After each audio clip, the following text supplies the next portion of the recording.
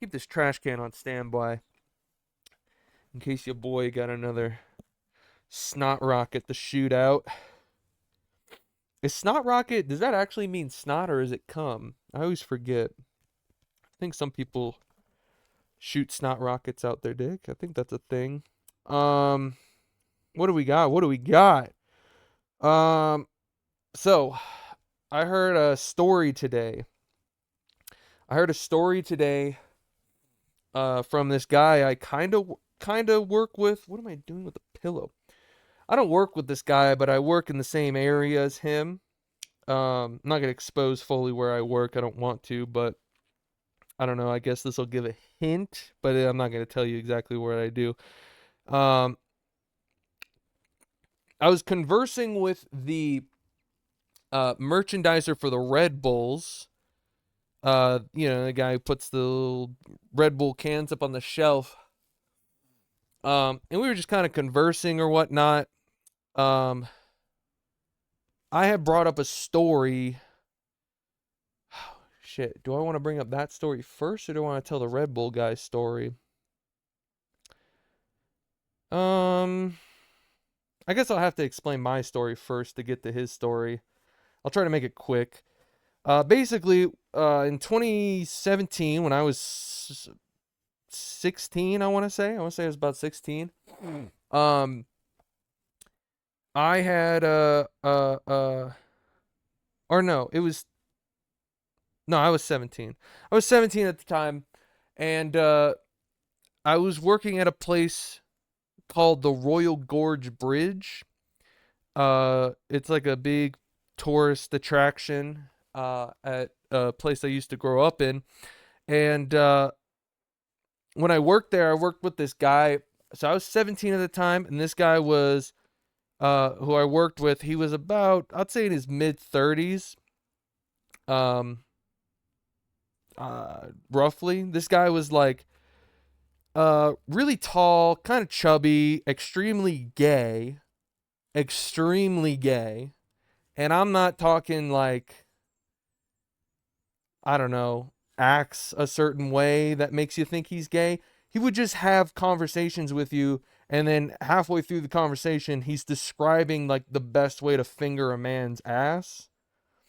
Which at 17, I haven't fully, explored my sexual orientation at that time.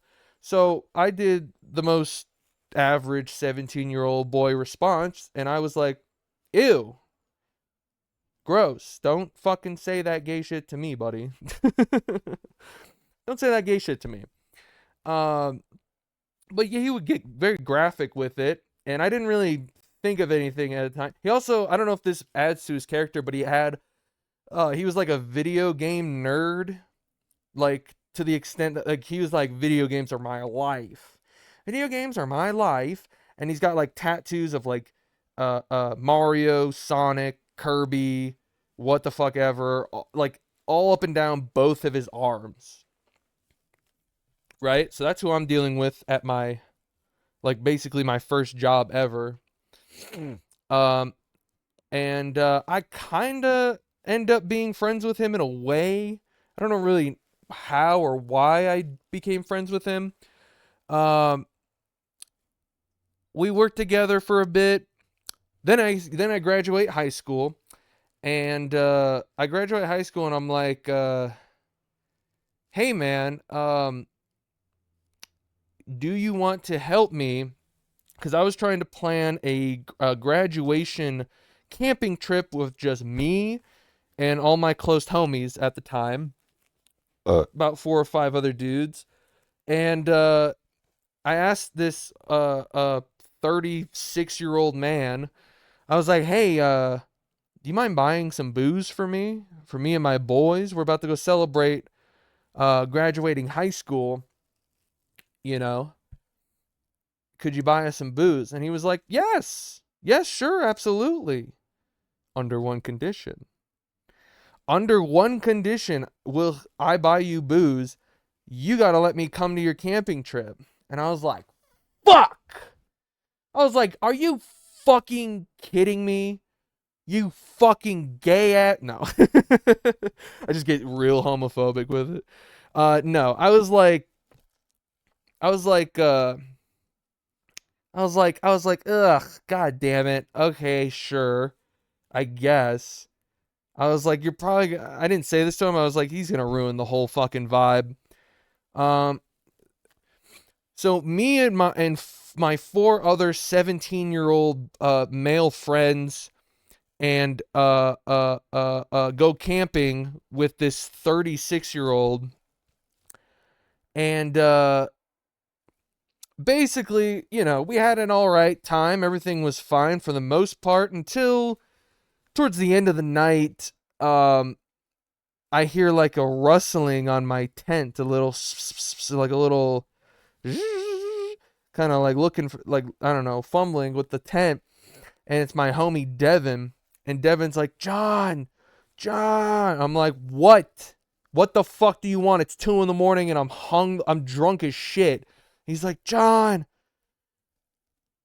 your alcohol plug is trying to rape me. Trying to rape me in my tent. He's trying to fuck me right now, man. And I was like, oh, Jesus Christ. Get in.